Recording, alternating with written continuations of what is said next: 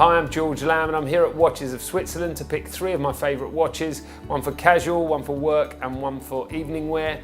If you want a luxury Swiss watch, then Watches of Switzerland is the only place to come. It's the #1 showroom in London and they house boutiques from all of your favourite brands. Plus they've literally got collectively hundreds of years of experience and knowledge about watches, so they can guide you in whichever direction you want to go in. So now we have the Rolex Daytona here. The Rolex Daytona's started in 1963 with Rolex in tribute to the races which took place in Florida around that time. Around the edge of the bezel you'll see all the markings, right? Yeah, so basically that's a tachometer. You measure the speed over the time of the distance you're going. To be honest, I've always seen that and never really quite understood it. I fell in love with these when I saw the Paul Newman one. I was just kind of mesmerised by this watch, just thinking it looked much cooler than every other watch, basically. So I've picked this as my daytime watch because I just feel like, firstly, something you can put on with pretty much any outfit, and also it feels pretty hardy and robust. It is. Sapphire crystal glass on there, it's the hardest glass you can get. Wow, right, okay. It's the most elegant end of a sports watch, you know. It's not too showy. It's, you know, it just kind of does the job basically.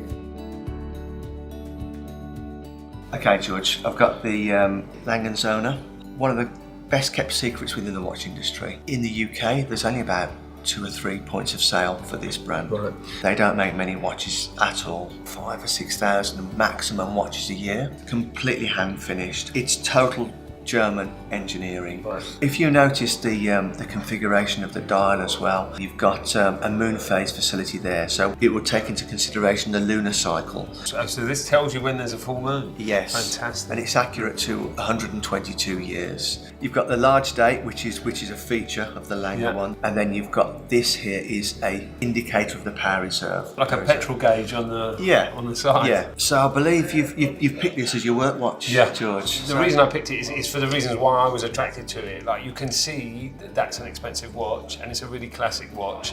For a work watch, you don't want to pick something too ostentatious or too flashy. Maybe that's the kind of Britishness in me, but that's how I see it. This watch speaks volumes. No, good choice. Yeah, it's a really beautiful thing. So here we have the Portuguese. This is a classic because this is a model which was a 40mm even before the recent trend over the last 15, 16 years of larger watches came into play. A Portuguese client requested that they make a pocket watch into a watch. Right, okay. It was a Portuguese It's got request. a real pocket watch vibe about it. You'll notice the folding clasp here. It actually extends the life of the strap, the leather strap, but also if it were to come undone, it will still stay on your wrist. Gotcha. So it's really funny. I was trying to put my finger on it why I was attracted to this. This reminds me of my granddad. Yeah. And he had pocket watches. Okay. It bridges that generational thing of it, kind of like it's slightly old world, but it's been brought up to date. Yeah. The thing with dress watches for me is it's got to work with a tuxedo. There's something about that elegance with the leather strap, for me anyway. With evening dress particularly, the devil's in the detail. I know this is going to be a perfect addition to an evening suit, you know, and I think it's a beautiful, beautiful thing.